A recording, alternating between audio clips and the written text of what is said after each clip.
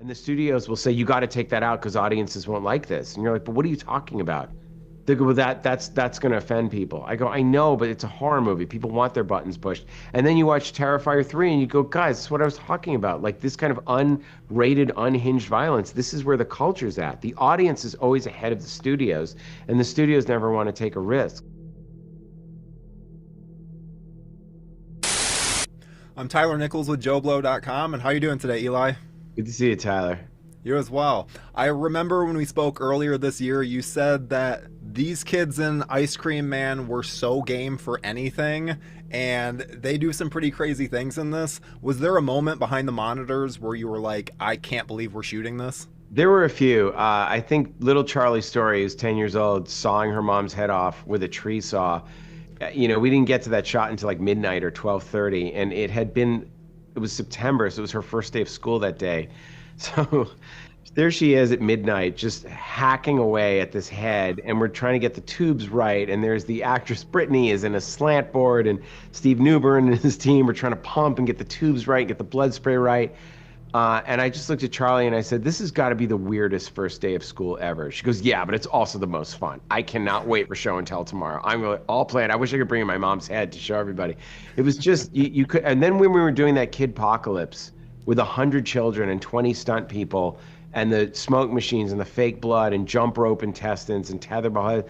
I mean, you're running there. It was 100 degrees out. I was like, this is total insanity. Like, I can't believe we're actually doing it. It's one thing to write it and think about it, but then to actually pull it together and do it was wild. Well, and what was it like to not have to deal with the MPAA for this? The NBA has been easy. They're great. They're pretty upfront. They're very reasonable. The difficult thing is dealing with the studio because studios have irrational fears. I feel like the MPAA, I can have a reasonable conversation with them, and the studios will say, you got to take that out because audiences won't like this. And you're like, but what are you talking about? They go, well, that's going to offend people. I go, I know, but it's a horror movie. People want their buttons pushed. And then you watch Terrifier 3 and you go, guys, that's what I was talking about. Like this kind of unrated, unhinged violence. This is where the culture's at. The audience is always ahead of the studios, and the studios never want to take a risk. So I just knew that with Ice Cream Man, I didn't even want to fight with anybody about it. I wanted to start my own studio where now that in a post-Terrifier 3 world where you can release your own movies, like why would I do a movie like this with a studio? It doesn't make sense. That's not the kind of horror that I enjoy. I want like Reanimator. I want Evil Dead 2. I want those movies that you watch this, you can't believe what you're watching. Just totally unhinged, completely insane. Those are the kinds of films that I want to make with the horror section. Ice Cream Man is certainly that. Like I feel like I lost track of the amount of times that a kid kills an adult in this, and yeah. Sometimes, like, to pull off an effect, it can take precision, and in my experience, kids can be some of the most uncoordinated people on the planet. So was it challenging to, like, getting them to pull off some of these gags? Well, you could see who was, was able to do certain things and who wasn't. Like, for example, we had, a scene where, like, it's in the trailer where, the kid takes the axe and hacks the teacher in half, and you're looking at the kids doing other things going, who can do it? And Justin Harding, who's my second unit director, his son Bowen is a baseball player and is really athletic. So we had Bowen do it. Like Bowen, we knew could like really hold the axe and like get the swing. And it was very heavy, but we knew he could pull it off and do it. He knew the right attitude. He was like super gleeful about it. So he did it. But then you're doing a scene where it's like, I want these kids playing the game Operation, but with a dead janitor.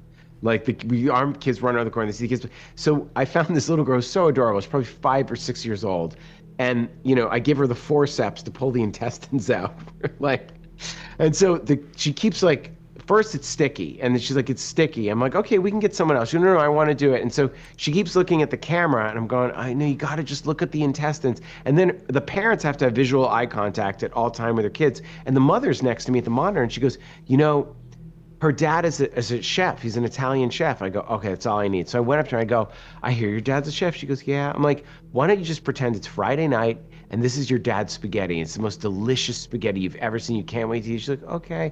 And then next thing she's like, and she got it. It's like, it's all I needed was just a little bit of information. So it was sort of finding every kid and what they could do and then giving them a way to relate to it so that it wasn't, you're not pulling intestines out, you're just looking at your dad's spaghetti. Yeah. Well, were there any instances where you had to like swap out kids because they weren't giving what you wanted for that kill? There was one kid who was super annoying who kept repositioning, and we're like, we know what you're doing, dude. Like, I get it. I've been there. Like you can't be in every shot. And he wouldn't listen. He would go around. So I was like, hey, guess what? We don't need you for the scene. I send him back to holding, and we sent him home because he was 12. He wasn't like a 7-year-old. He was like a kid who kept doing it to the point where it was distracting for the other kids.